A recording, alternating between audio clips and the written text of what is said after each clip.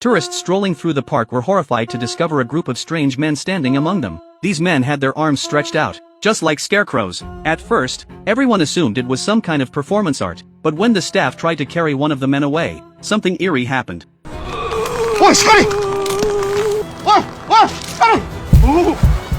A strange force has appeared in Japan, one that turns people into immovable human posts. The story begins with a bizarre piece of performance art. On the slightly muggy streets of Tokyo, a group of strange people suddenly appeared all over the city. They struck odd poses and stood completely still. At first, everyone thought it was some kind of performance art, but soon, the citizens realized something was wrong. These people weren't performers. It was as if they were bound in place, unable to move.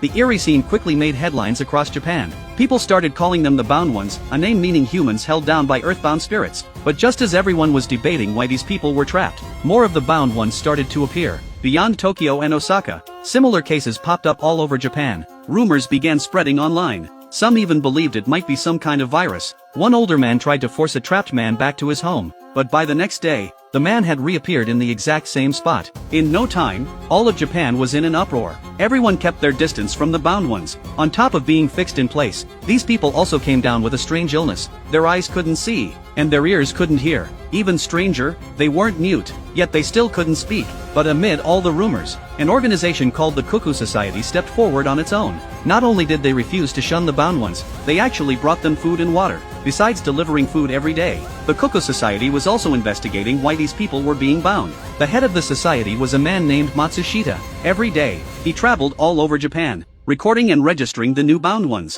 During their daily work, Matsushita was very caring towards Xiaowen. He cheered her up every day and even gave her little gifts. Xiaowen had a good impression of Matsushita, but for some reason, she always felt an inexplicable unease around him.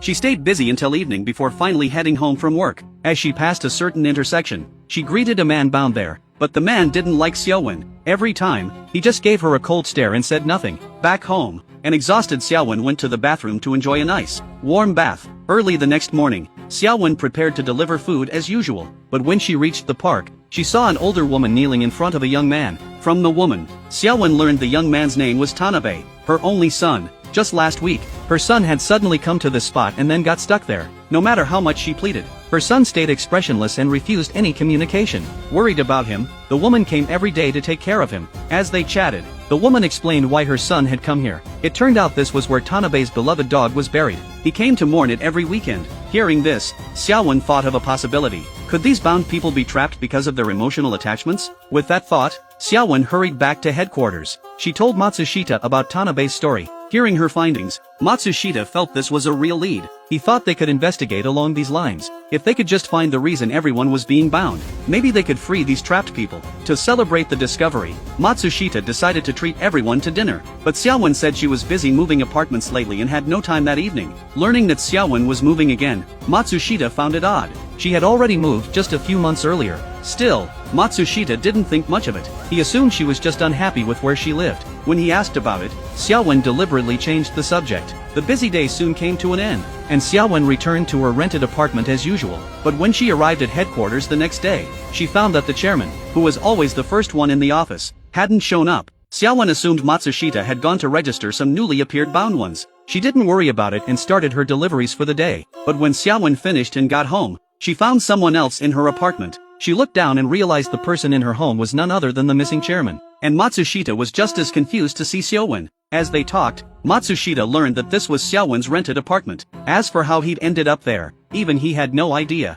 Xiaowen thought of Tanabe's situation. Could the chairman have some deep attachment he couldn't let go of in this room? But Matsushita said no. He didn't even know where this place was. He'd never been here before, so there was no way he had any attachment to it. But wasn't attachment supposed to be the reason the Bound Ones got trapped? Even though having someone extra in her home felt a little uncomfortable, Xiaowen had nowhere else to go. She had no choice but to make do and let Matsushita stay the night. Early the next morning, the kind-hearted Xiaowen even went to the market to buy groceries and cooked Matsushita a big spread. Tasting Xiaowen's cooking, Matsushita couldn't stop praising it. At the same time, he kept apologizing for being a burden to her. His humility and compliments made Xiaowen very happy. Before she knew it, she started to feel that having someone around wasn't such a bad thing. When she was bored, Xiaowen would chat with Matsushita, and the two grew closer. Her original plans to move were put on hold because of his sudden appearance. But just as Xiaowen imagined she and Matsushita might live like this together, the Japanese government started taking action. To reassure the public, the authorities decided to gather and isolate all the bound ones. But when the workers began clearing them away,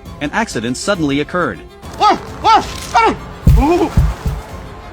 Because of the sudden accident, the workers didn't dare do anything rash. They could only leave the bound ones where they were. The bizarre scene was broadcast on TV through a reporter's camera. Learning that moving the bound ones carelessly could cause death, Xiaowen didn't dare move Matsushita either. She was careful even when feeding him. Under Xiaowen's thoughtful care, Matsushita was filled with guilt. Suddenly, a possibility struck him. Maybe what was binding him wasn't the room, but Xiaowen herself. Because Matsushita had secretly been in love with Xiaowen all along. Hearing his confession, Xiaowen was a little moved. She, too, revealed a secret buried deep in her heart. It turned out the reason Xiaowen moved every so often was that a few years ago, her apartment had been broken into. She had been assaulted by the intruder. Ever since then, she'd stayed on guard against everything around her. Learning about Xiaowen's ordeal, Matsushita suddenly realized something. He kept apologizing to her. Xiaowen assumed he was apologizing because he'd heard about what happened to her. Her heart even fluttered a little. But was that really the truth? Time quickly moved forward a month. As their time bound stretched on, the bound ones began to change. Their bodies started to petrify,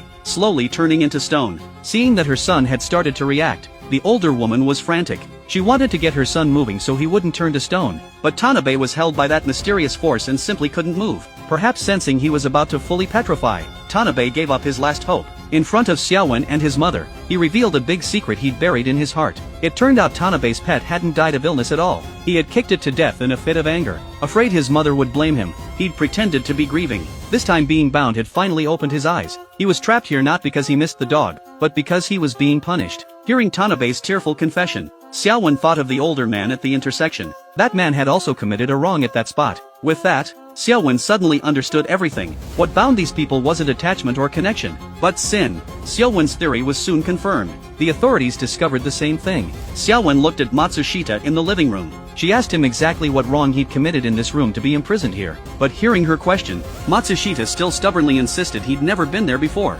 Xiaowen, however, exposed his lie directly. It turned out a murder had once taken place in this apartment. An intruder disguised as a police officer knocked on the door, forced his way in, assaulted the woman living there, and then brutally killed her in the bedroom. And the murderer was none other than Matsushita himself. But that wasn't the important part. The important part was that, years ago, Xiaowen had been tricked into opening her door the exact same way. Only then did Xiaowen realize what Matsushita meant when he'd said he was sorry. He'd been apologizing for the sin he'd committed long ago. But what good was realizing it only now? In the end, Xiaowen reported Matsushita. The local authorities quickly sent workers over, but when everyone arrived at the apartment, they found Matsushita had already crumbled into rubble. And that's the whole story of the Junji Ito live-action series, The Bound Ones. Overall, the production quality is quite good. It mostly stays faithful to the original manga, though the gray color palette is a little hard on the eyes. Alright, that's all for today's share. See you next time.